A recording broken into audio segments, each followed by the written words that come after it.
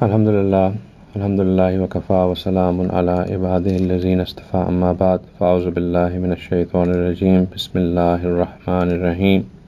Wal fajr wal layalin ash wal shaf'i wal watr wal layli iza yas. Subhana rabbika rabbil izzati amma yasifun wa salamun ala al mursalin walhamdulillahi rabbil alamin. Allahumma salli ala Sayyidina Muhammad wa ala ali Sayyidina Muhammad wa barik wa sallim. اللهم صل على سيدنا محمد وعلى آل سيدنا محمد وبارك وسلم. اللهم صل على سيدنا محمد وعلى آل سيدنا محمد وبارك وسلم. ربي يسر ولا تؤسر وتمم بالخير وبك نستعين.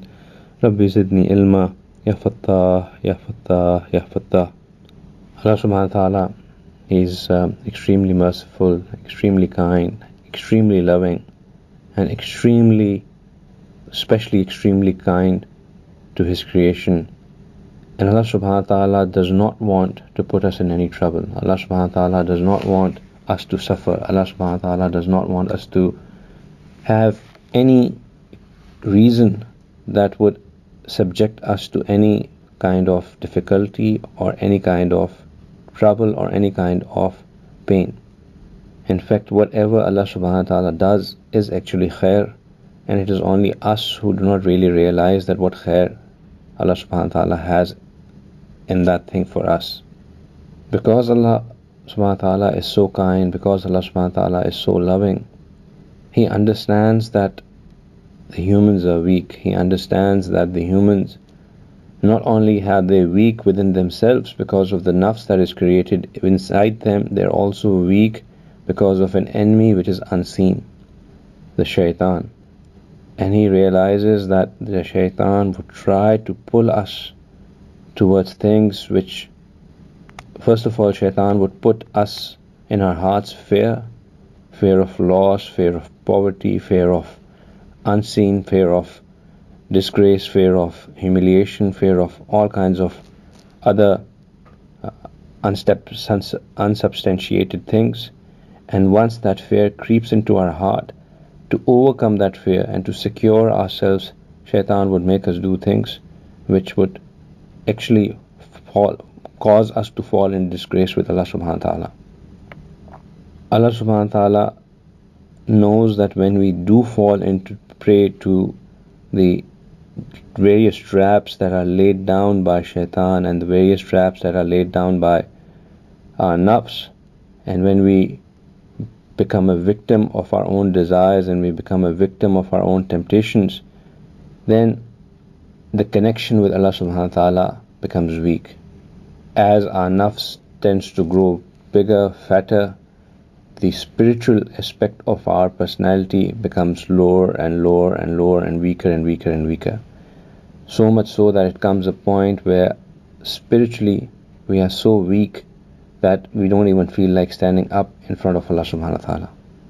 And because Allah subhanahu wa ta'ala understands all of this, He is our Rabb, He has created us, He has laid it all down for us, He gives different portions, different times within the year which are solely meant to recharge us.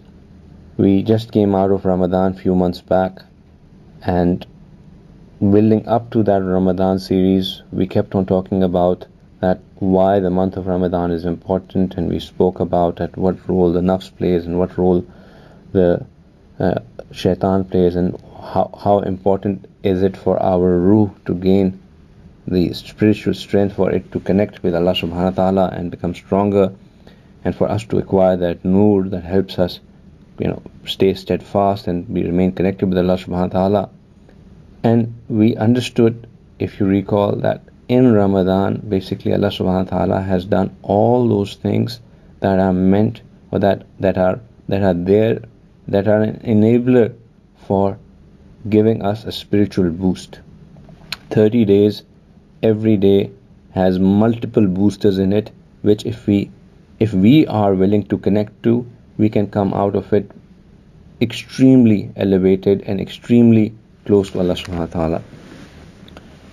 But then just after 2 months, we realized that because of whatever we did, Shaitan now wants to take that away, and he wants to make sure that whatever connection was built gets destroyed.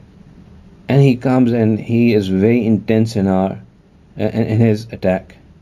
And those of you who would have experienced connectivity with Allah subhanahu wa ta'ala after Ramadan would have felt that what you were, whether we in your ibadat, in your connection, in your heart, what you felt, the love of Allah subhanahu wa ta'ala, probably it's not at the same level as it was when it was in Ramadan.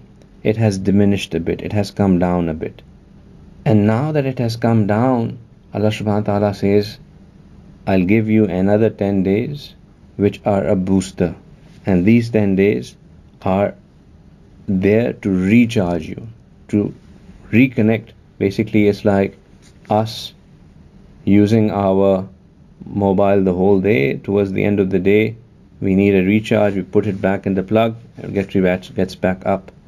So we are, the spirituality that we gained in Ramadan, it's getting drained, and therefore Allah subhanahu wa ta'ala says is, let me give you another booster and you get recharged.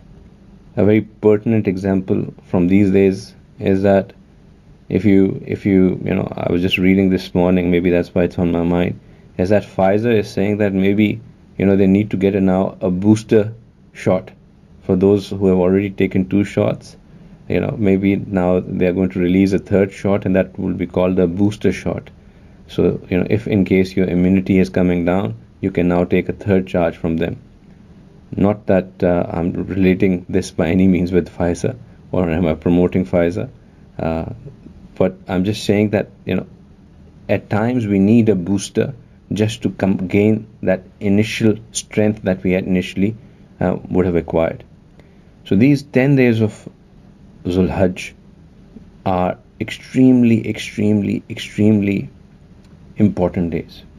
They start from the 1st of Zul Hajj and go all the way up to the 10th of Zul Hajj. And in these 10 days, in fact, the ibadat that start on the 10th actually go on all the way up to 13th of Zul Hajj, but the Allah subhanahu wa ta'ala has taken a pledge. He has taken an oath in Quran on the importance of these 10 days. The ayat of Surah Fajr that I recited, wal Fajr wal layalin ash, the ulama, the mufassirin of Quran have said that actually the 10 days that Allah subhanahu wa ta'ala is taking an oath upon are these 10 days of Zul Hajj. It's not the walayal in ash are basically the nights that Allah subhanahu wa ta'ala, the 10 nights Allah subhanahu wa ta'ala is taking a pledge on the 10 nights. We in English say it 10 days, but it's actually literal translation is 10 nights. Why is the pledge taken on nights and why do we say it in English as 10 days is because in an Islamic calendar the day starts from from sunset. So the day would start from a sunset. When it would be the 1st of Zul Hajj, it would be on the sunset of the 29th or 30th of Zulqa'dah.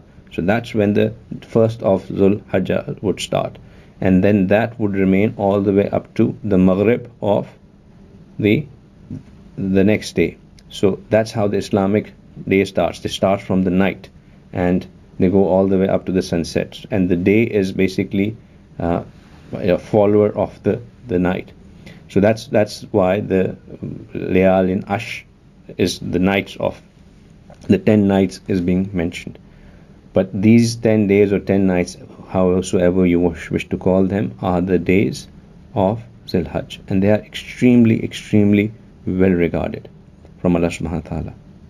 Because inshallah from tomorrow or day after, depending upon where you are, we inshallah would be entering into these 10 days. And as I mentioned in the last talk that we had, that we will spend, last week we spoke about Hazrat Ibrahim alayhi salam and how he is related, the ayam of Hajj, how they remind us of Hazrat Ibrahim alayhi salam. And what was the biggest quality of Ibrahim alayhi salam was the fact that he had a qalbun salim.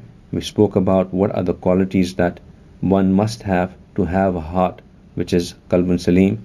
Inshallah, today we are going to talk about the things that we must keep in mind for the coming 10 days. What is it that we must try to do, and why we must try to do? We should also have an understanding of that, so that with that understanding, inshallah, if we put them into practice, we expect from Allah subhanahu wa ta'ala, we hope from Allah subhanahu wa ta'ala that we will get that bumper reward that inshallah will then give us that booster that we so badly need.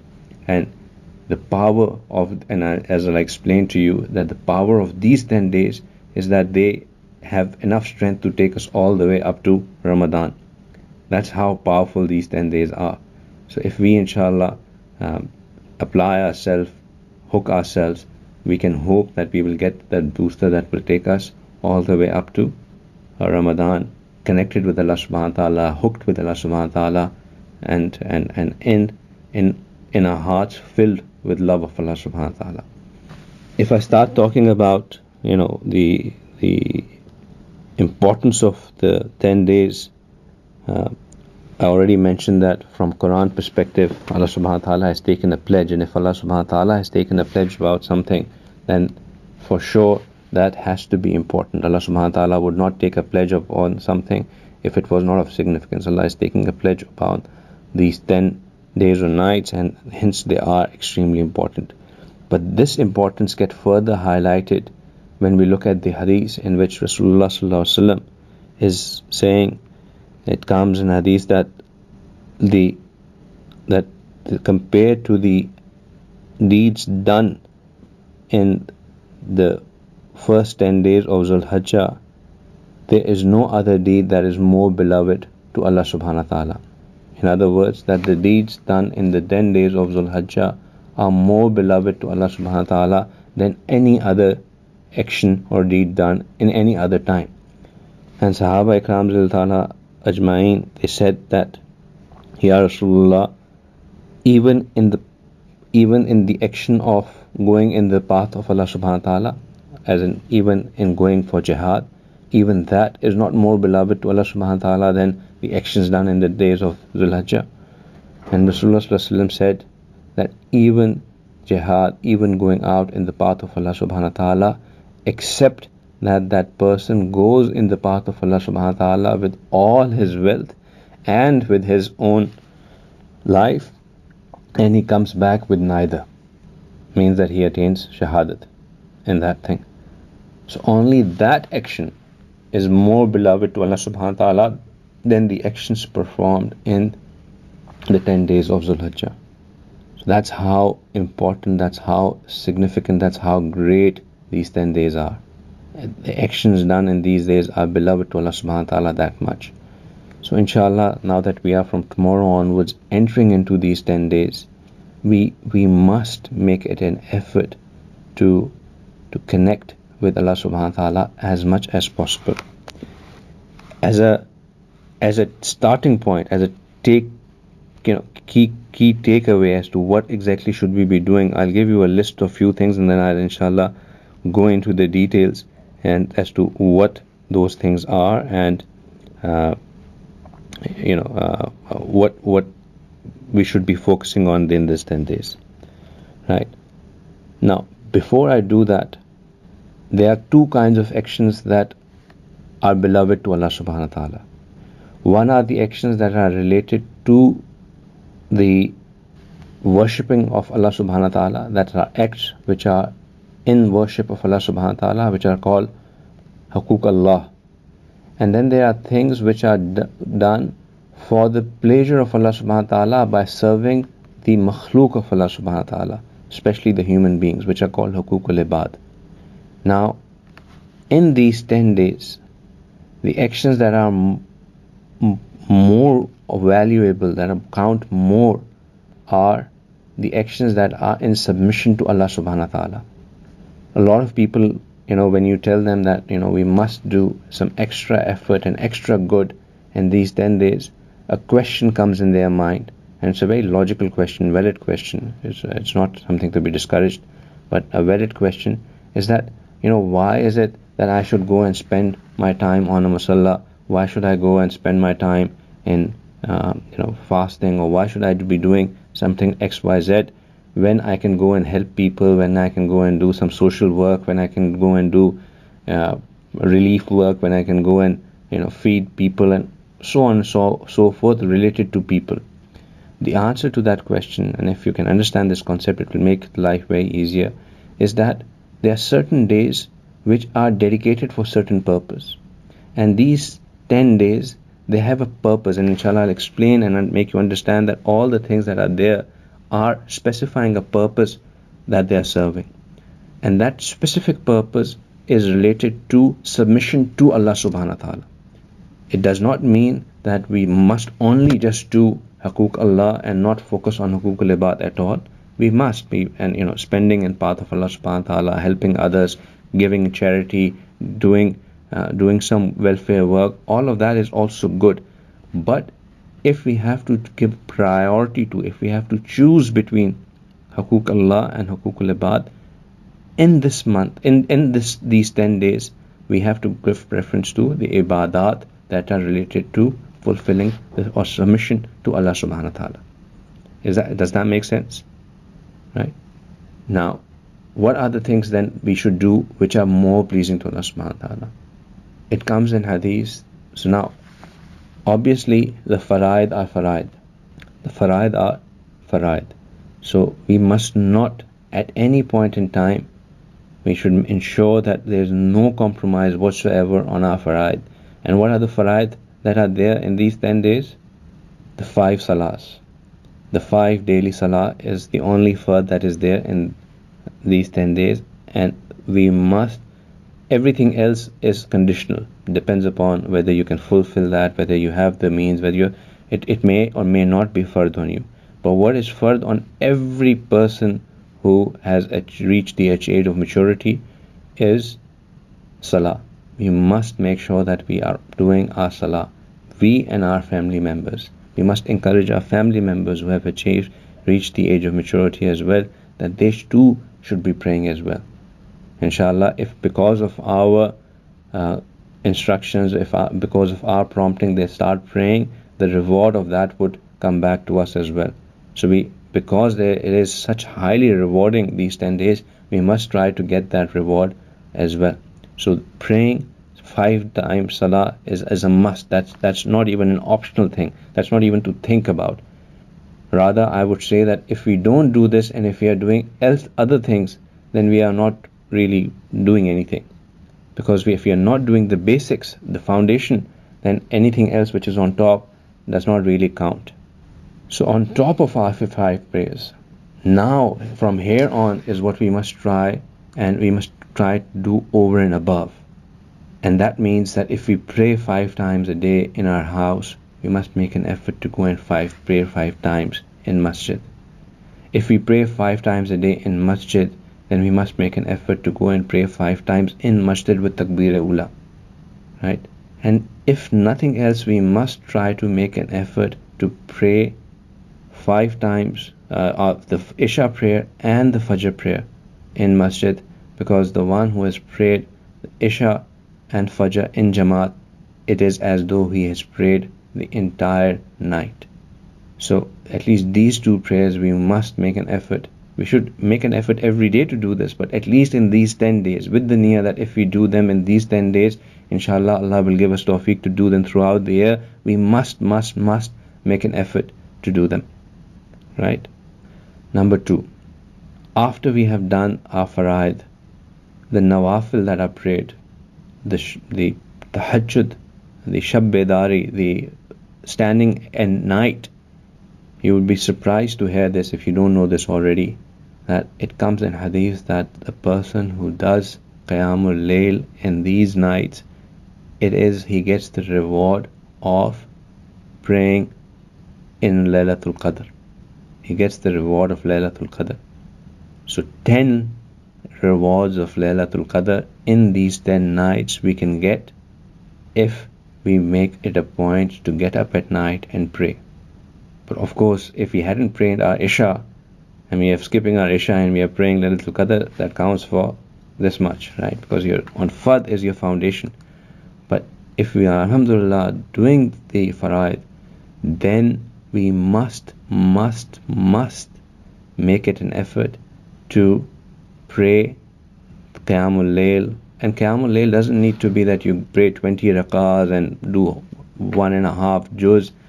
It can be as little as just 2 rakah, or at minimum, 4 rakah, or at max 8 rakah, right?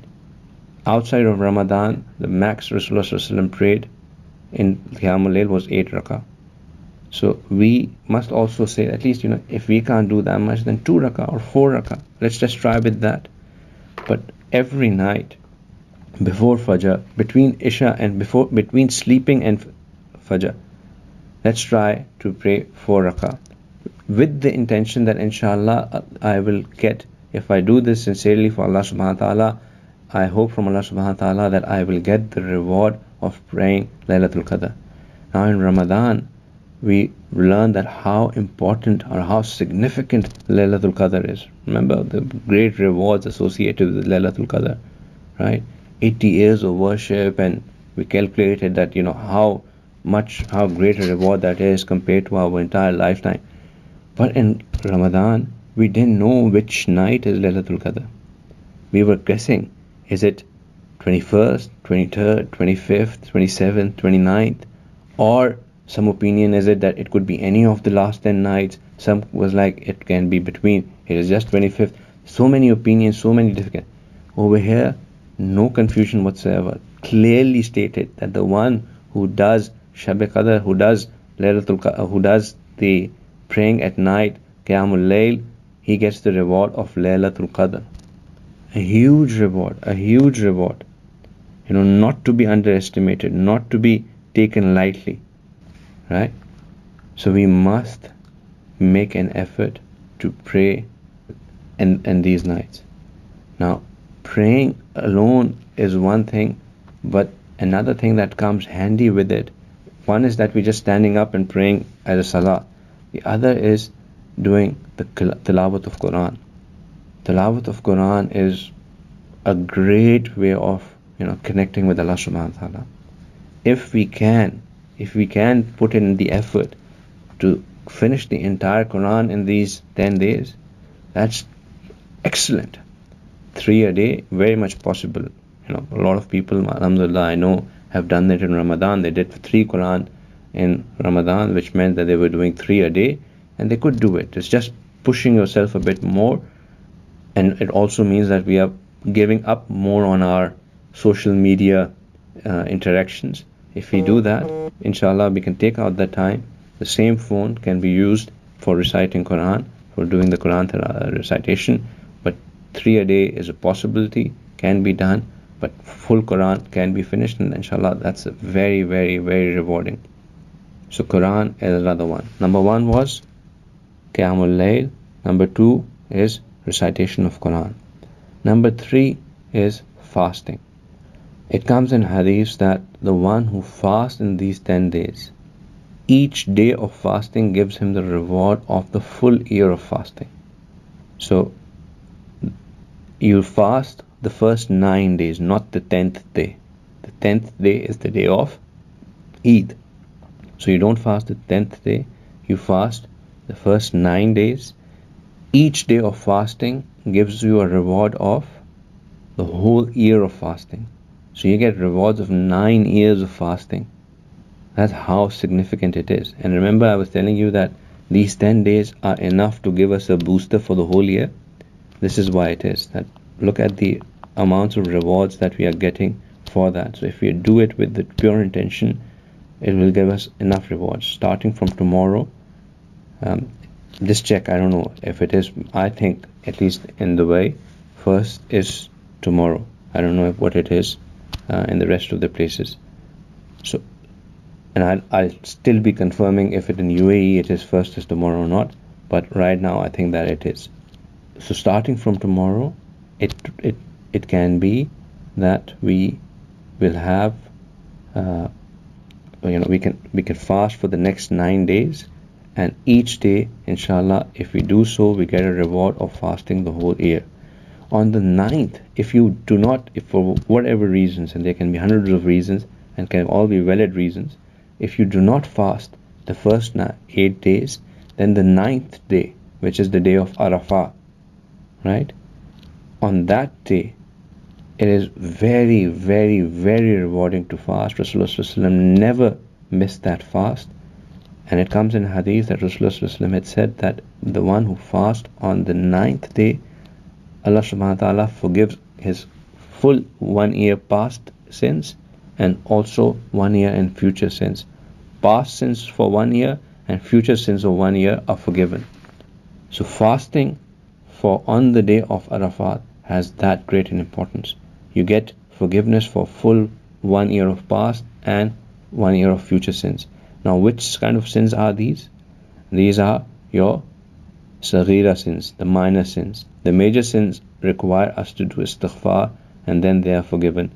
And also the hukuk al-ibad require us to seek forgiveness from a person and then they are forgiven. But the minor sins, and there are so many of the minor sins that we do that we don't even realize that we are sinning, they get all forgiven for the past year and for the future year.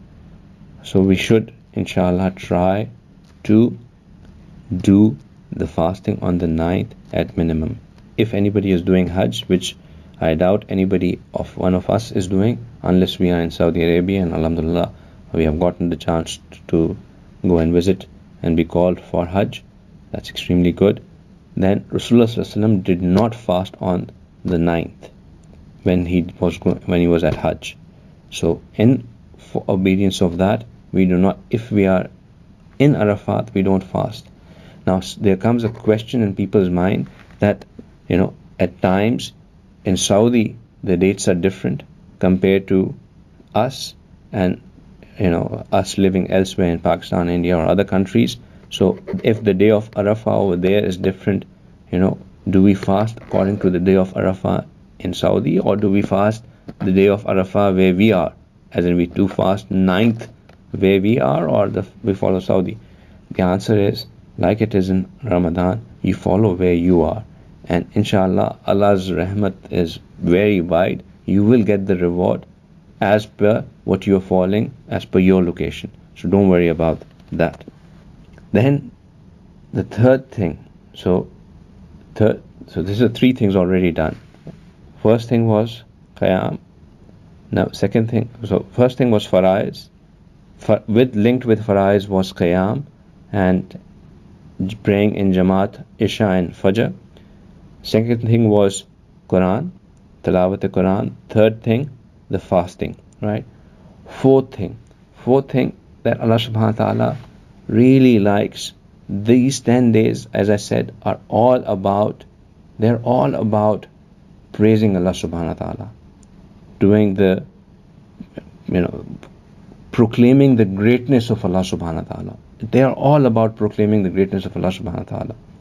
So we do, as much as possible, we do takbir, Allahu Akbar, we do tahleel, la ilaha illallah, and we do tasbih, Allah subhanallah, alhamdulillah, Allahu Akbar, as much as possible.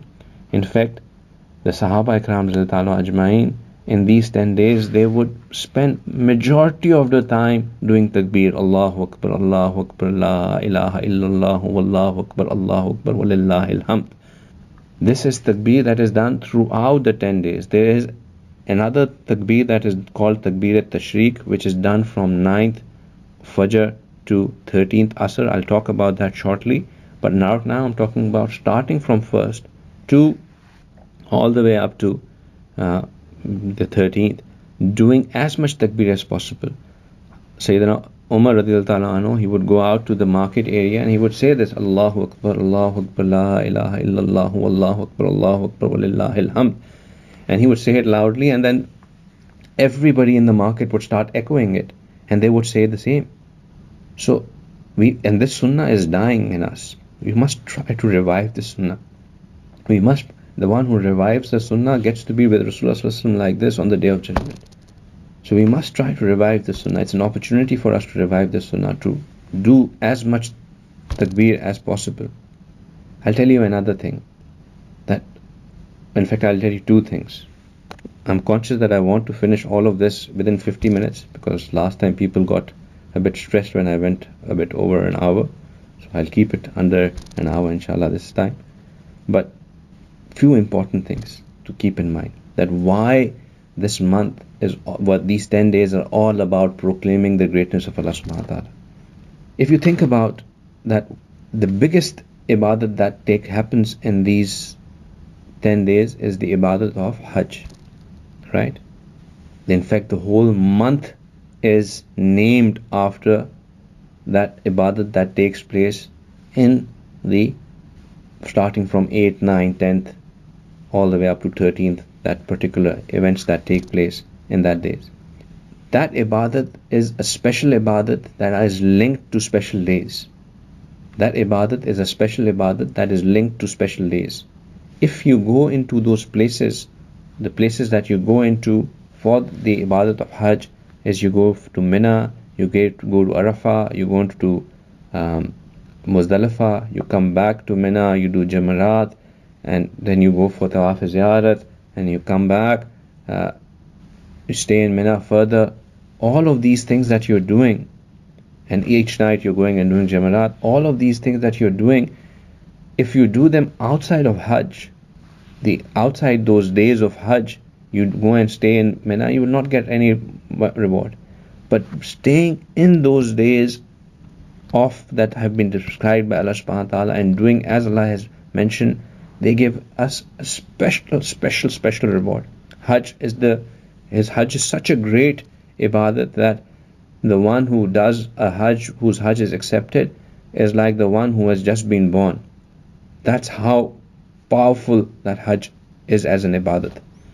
But if we think about the ibadat of Hajj, it is nothing but proclamation of the greatness of Allah subhanahu wa ta'ala. That is why if you go through the tafsir of Surah Baqarah and the ayats that have come for Hajj, you will see that in the 15-16 ayats that are there, every second ayat is all about taqwa, taqwa, taqwa, taqwa, taqwa. And the reason it is so much about taqwa is because Hajj is all about just submitting and doing what Allah subhanahu wa ta'ala is saying. It is completely logic defying. Logic says that you are in Haram, you are next to Baitullah. There Allah has said that if you pray in Baitullah, you get a reward of 100,000 prayers. One prayer in Haram is that of 100,000 prayers. If you do it in Jamaat, the Jamaat prayer is 27 times more than the praying individually, so you get 2,700,000 prayers more reward than praying that you would have prayed elsewhere. If you're not praying and if you're just doing tawaf, then tawaf of Haram, every step of tawaf is basically washing away your sins. If you're not doing tawaf and you're just sitting and watching Khana Kaaba, just watching the Khana Kaaba is purifying you and is giving you rewards. So being in Haram is extremely rewarding, extremely rewarding. But the first thing Allah subhanahu wa ta'ala says is that leave Haram, move few kilometers away, go to Mina. Now you think that why Allah subhanahu wa ta'ala, we are at Haram, we are next to your house, so rewarding, but we move to Mina, a tent city, nothing to there. And it's not that you go and do something great over there, you're just waiting. You just pray 5 prayers over there. You pray, you're just waiting 5 prayers. Okay, now what? Okay, now move to Arafah. Okay, what do we do in Arafah? Nothing. All you need to do is waqoof from if from Asr to Maghrib, just come out, stand, pray in the open air. That is very rewarding, very accepting, and just stay there till Maghrib, and then from Maghrib move on to Muzdalifah. And from Muzdalifah, what do you do over there? Nothing. Just spend the night out in the open, no tent, no nothing. Has to be outside, out in the open, and just gather a few pebbles from there and come back to Mina. Come back to Mina and do Jamarat. And Jamarat, what are we doing Jamarat? They're just 3 symbolic pillars, and you're throwing stones in them. What logic is to any of this? What is that even doing any ibadat? We are not really like when we do salah, we are disconnected from the world. When we are fasting, we have stopped eating. When we are doing other things, we are doing something. But right now we are just going through like a robot from one place to another. Logic says that, I would have rather spent these time in haram and gotten all those rewards. But we are just following one thing or the other that Allah has said to prove that Allah is the greatest and His order is the most profound, and there is nothing more valuable to me than what Allah has said. Whether I understand it, I don't understand it, I do just as Allah has said. And the only thing that while we are doing all of this is we are proclaiming Labbaik, Allahumma Labbaik, Labbaik, Allahumma Labbaik. We are doing Labbaik continuously. We are saying that, Ya Allah, I'm there, Ya Allah, I'm there. When we start going for Hajj, as soon as we put on our ihram, the only thing that we are saying is Labbaik, Allahumma Labbaik. So why is all of this being done? This is being done just to prove that we are there to announce that, Ya Allah, whether we understand things or we don't understand things, we are only here to proclaim one thing, that, Ya Allah, you are the greatest, and to you we completely submit. That is what the entire ibadat of Hajj is, and the reward of that is that one gets to be as though he has just come out of the womb of his mother, as pure as that. But if somebody does not get to go for Hajj, Allah subhanahu wa ta'ala does not want to deprive that person as well. Allah subhanahu wa ta'ala does not want to deprive that person as well. So Allah subhanahu wa ta'ala has said that those of you who are staying back from Hajj, spend time proclaiming Allah. Spend time proclaiming Allah. And hence, there are two ways that we proclaim Allah subhanahu wa ta'ala. One is, as I said, that every time we are moving from one place to another, do as much takbir as possible. And takbir, as it comes in Hadeeth from the Sahaba Ikram, that Allahu Akbar, La ilaha illallah, Allahu Akbar, Walillahil hamd. Do it like that. Then say La ilaha illallah, Allahu Akbar, La ilaha illallah. Do tahleel, do tasbih, do these things as much as possible. And if you can't do any of that, then at least after every salah, just sit down for some time and do the tasbih, 33 times, Subhanallah 33 times, Alhamdulillah 33 times, Allahu Akbar, and then in the end, La ilaha illallah. Do that at minimum. But do that with your heart, not in an express way. Do that with the presence of heart. But tahleel, takbir is very important, and this is also important because it gives us the mushahabiyat, it gives us the resemblance with those who have gone for Hajj. Allah subhanahu wa ta'ala is giving us an opportunity, and those who have gone for Hajj, they are beloved to Allah subhanahu wa ta'ala. There's a very beautiful the very beautiful share in Urdu. It says, Tere mehboob ki ya Rab shabahat lekar aaya hoon, that, oh Allah, I have come in the resemblance of your beloved. Haqiqat isko tu kar de, main surat lekar aaya hoon. That, Ya Allah, you accept it as real, I have only just brought an image. So at least we should try to imitate those who have gone for Hajj, because they are doing the ultimate submission to Allah subhanahu wa ta'ala, and we must also try to do that. The second thing associated with resembling to those who have gone for Hajj is that the people who go for Hajj, when they put on their ihram, then they abstain from cutting their nails and doing a haircut till the time they have done the Qurbani, then they have done the sacrifice of the animal, and then only do they open their ihram and cut their nails and cut their hair and cut their nails and whatever. So any one of us who is not going for Hajj but intends to do Qurbani, intends to do the Zabiha on the 10th, then we too must follow this sunnah in a resemblance to that of those who are going for Hajj, and try to not cut our nails. It is makruh to do that. It is not wajib. It is preferential to do that. It is not that you must do it, but if you do it, it's better.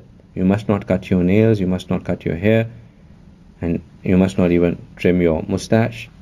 I believe you already have your beards, so you can keep those as is.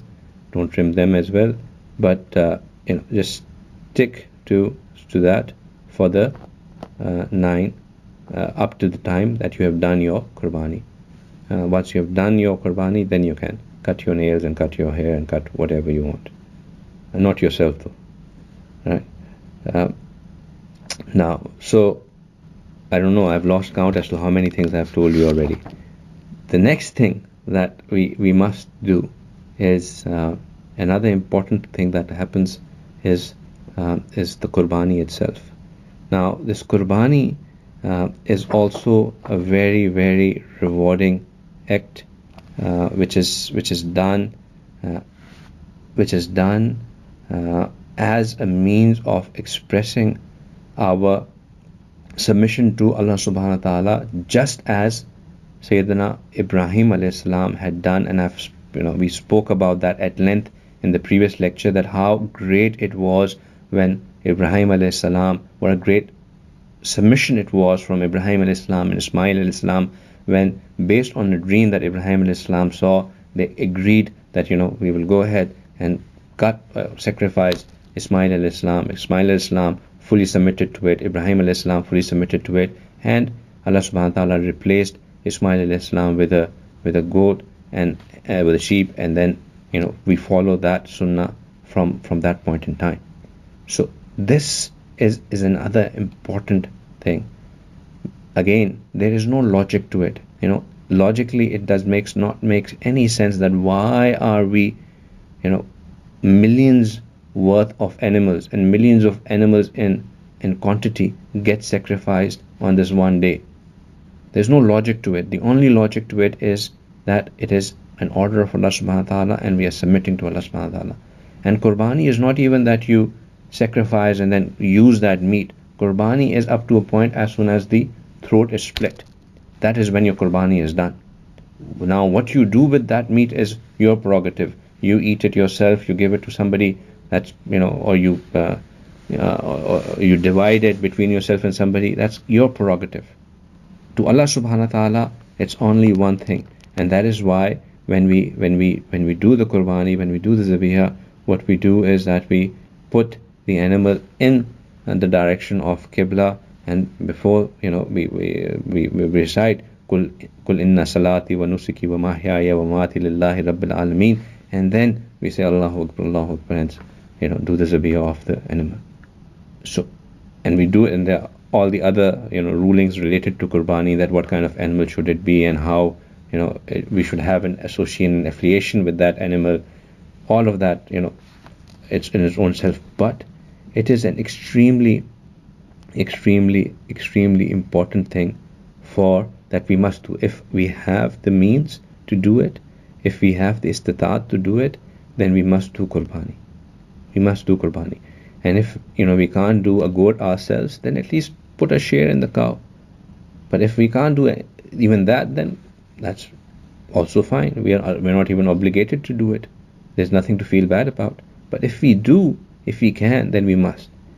And another thing that I want to highlight is that Rasulullah sallallahu alaihi wasallam did the Qurbani on behalf of the Ummah. So we must also make an effort to do at least one Qurbani for Rasulullah sallallahu alaihi wasallam. After doing our own Fard Qurbani, this is Nafil Qurbani, is after doing the Qurbani for ourselves. So we do fulfill our own obligation, and then if we can, Allah subhanahu wa ta'ala has given us that much, then at least do a Qurbani for Rasulullah sallallahu alaihi wasallam as well. And if that one Qurbani you can combine if your parents are no longer there, you can put their niyat in as well. You can make the niyat of all your teachers, mashayikh, whoever you want to do, you can combine it in that, right? But it is the sunnah of Rasulullah sallallahu alaihi wasallam to do the Qurbani for the ummah, so we should also do the Qurbani for Rasulullah sallallahu alaihi wasallam, inshallah. We get the reward for that as well. So how many done so far? What else to be done? Let me just refer to my notes. Qurbani. Then the night of Eid al-Adha is a very important rite. Remember, If you recall the night of Eid al-Fitr, how important that was. The night of Eid al-Fitr was an important night, not to be wasted in, useless worldly things. The night of Eid al-Adha is also a very important night. That's a night where Allah subhanahu wa ta'ala's mercy is extremely abundant, available in abundance. So we must use that night in speaking to Allah subhanahu wa ta'ala, asking Allah subhanahu wa ta'ala, connecting with Allah subhanahu wa ta'ala. And then I mentioned that there are certain days which are called Ayam Tashriq. Ayam Tashriq start from the 9th of Zul Hajj, the Fajr of Zul Hajj, and they are all the way there till the 13th Zul Hajj's Asr. And what needs to happen is that after every fard prayer, men need to say it out loud, women need to say it within their own voice. They need to say it as soon as they have said salam. They need to say Allahu Akbar, La ilaha illallah, Wallahu Akbar, walillahil hamd. This takbir, this is called takbir at-tashriq, similar to the takbir that I have been saying before, but this time around from 9th Fajr to 13th Asr, it is wajib to do this. We must not miss out on it. Most of the people are not aware of it, unfortunately. If you pray in masjid, then it's fine because the imam mostly says it and then you get to say it yourself. But if you're praying on your own and you don't know this, you're missing out on a wajib. It is something that needs to be done. So please do it. Right? Qurbani can also be done on 10th, 11th or 12th. Before the 12th sunset, it can be done on 10th, anytime after the salah of Eid. If you're in a town or if you're in a village, after the sunrise of 10th all the way up to the 12th sunset, the Qurbani can be done. But Ayam Tashriq is from the 9th all the way up to the 13th Asr. So if we have understood that these few things need to be done, and they need to be done, there's no logic to it, there's no mind compelling reasons for it. The only reason, only logic for it is that it is for the pleasure of Allah subhanahu wa ta'ala. That's what it is. It is only there for the pleasure of Allah subhanahu wa ta'ala. Right? And we are doing this because Allah subhanahu wa ta'ala has commanded it, and we are doing this just to show to Allah subhanahu wa ta'ala that, Ya Allah, we submit to you, whether we understand it, whether we don't understand it. That's all there is to it. So inshallah, let's try to do all of these things. Let's not make sure that our faraid are not missed. Let's make sure that we can connect with Allah subhanahu wa ta'ala every night.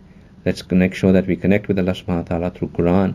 Let's make sure that if we can fast, we fast every day, but at least we fast on 9th. Let's make sure that we revive the sunnah of doing takbir as much as possible. We do the tasbih of Allah subhanahu wa ta'ala as much as possible. Let's make sure that we, if we can, then let's not cut our nails and our hair till the time we do our Qurbani. If we have the tawfiq, let's do Qurbani. And when we do the Qurbani, then also make sure that we don't, whatever leftovers or whatever comes out, the filth that comes out of doing the Qurbani is properly disposed of, because giving, making things difficult for people and causing harm to people is a much bigger sin. So let's not cause harm to people as well. And let's make sure that we don't sin in any of these 10 days. Let's not sin in these days. Let's not sin through our eyes, sin through our tongues, sin through our ears, sin through our body parts. Let's not hurt anyone in these 10 days. Let's not upset anyone in these 10 days. Let's make sure that we do all of these things. May Allah subhanahu wa ta'ala give us the tawfiq to do all of this, and may Allah subhanahu wa ta'ala give us the capability of following what we have just heard. Ameen. Wa akhiru dawana alhamdulillahi rabbil alamin. So those of you who are joining for the first time today, we on the weekly basis we do a small talk which has just gone a bit more than small,